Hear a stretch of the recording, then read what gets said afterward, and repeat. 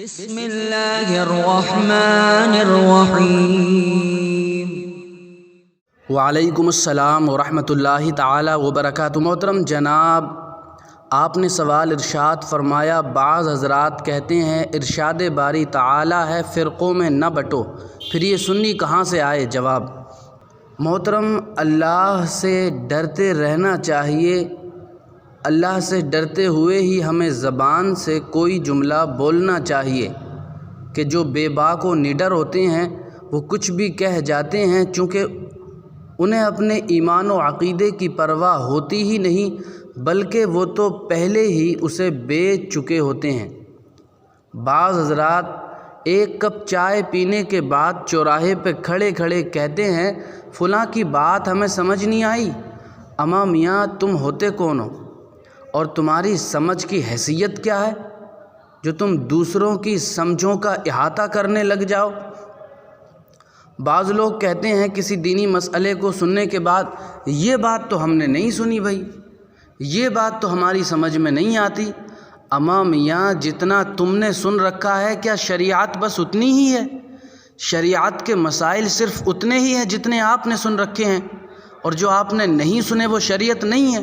افسوس، ایسے لوگوں کو ڈرنا چاہیے، قرآن شریف پڑھ کر سمجھنا چاہیے اور اس پر عمل کرنا چاہیے۔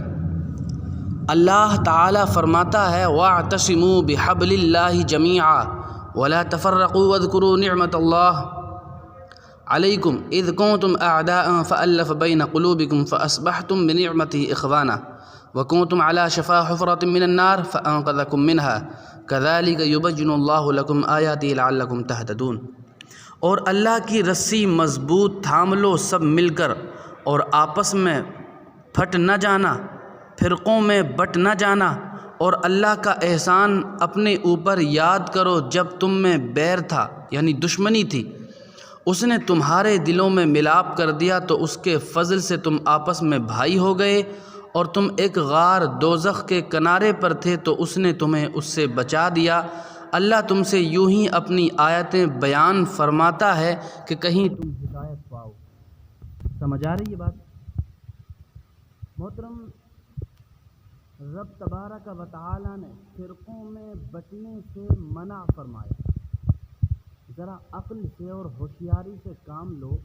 ایک خاندان میں 100 لوگ رہتے ہیں، ایک شخص الگ ہو جائے، دشمنوں سے جا کر مل جائے، دشمنوں کے ساتھ رہنے لگے، ان کی سی بولی بولنے لگے، تو اب اگر کوئی سمجھائے کہ بھئی اپنے خاندان کے ساتھ مل کر رہو، الگ الگ نہ بٹو، تو اس بات کا مصداق وہ ایک شخص ہوگا جو خاندان سے الگ ہو گیا ہے، یا یہ 99 لوگ ہوں گے؟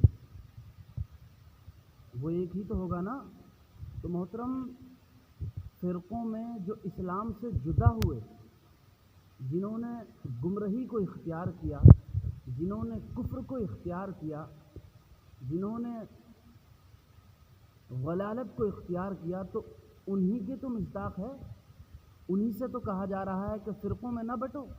خارجی حضرت علی سے دشمنی کر کے اس قدر دشمنی میں آگے بڑھے کہ کافر ہو گئے۔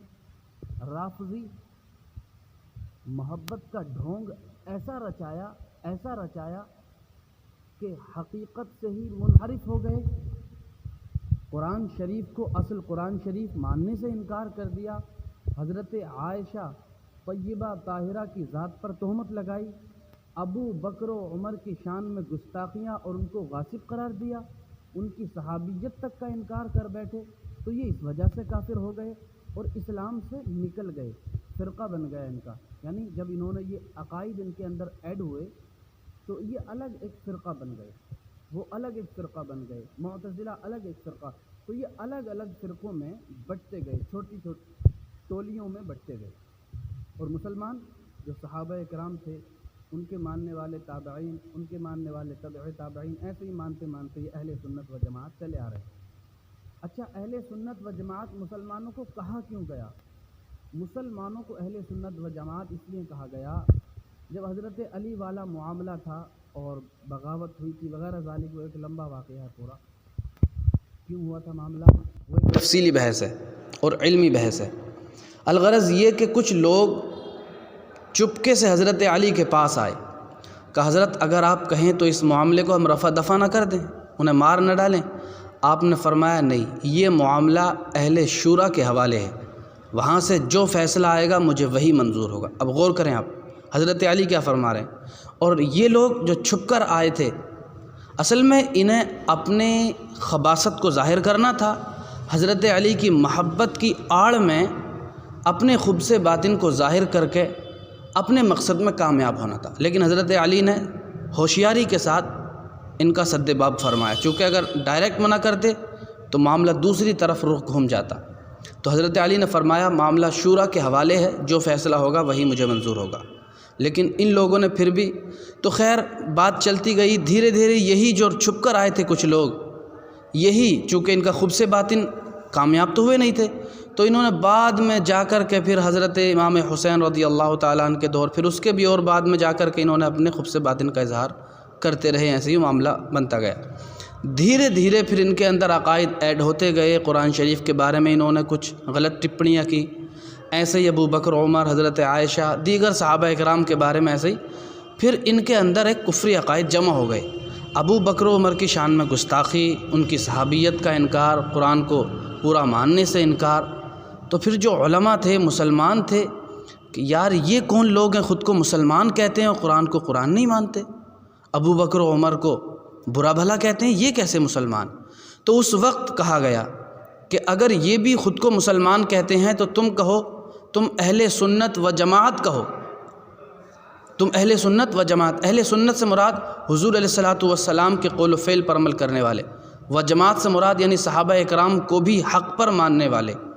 تو اب چونکہ یہ صحابہ اکرام کو تو حق پر مانتے نہیں تھے، تو خود کو اہل سنت و جماعت کہہ نہیں سکتے تھے، تو پھر یہ اس وقت سے خود کو اپنے آپ کو رافضی اور شیعہ وغیرہ کہنے لگے۔ سمجھ آ رہی ہے بات؟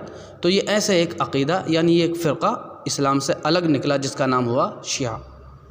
تو فرقوں میں بٹنے سے جو منع کیا گیا ہے، تو ان سے جو فرقوں میں بٹ رہے ہیں وہ فرقوں میں نہ بٹیں۔